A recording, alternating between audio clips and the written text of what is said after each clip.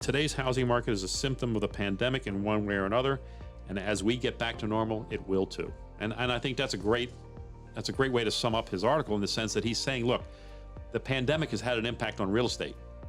Maybe not the one that we would intuitively would have thought. I need a lot of light because dark is just depressing.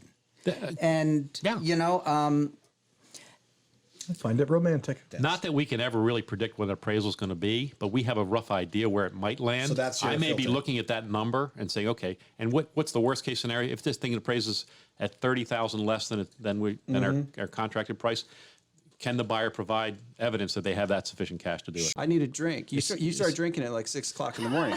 Because the other thing is when Well, you that has see nothing the to do with sun, Laguna. But yeah. when you see the sun on the ocean, it's time for a beer. Yeah. So in Maryland, everyone's drunk at like 8 a.m.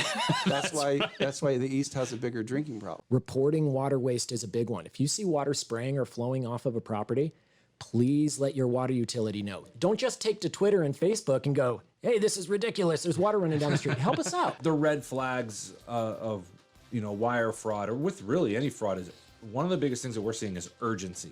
They're telling you got to do this now. You got to do this right away. You have to get this done. If you don't have the money, do what most of us did on the way up.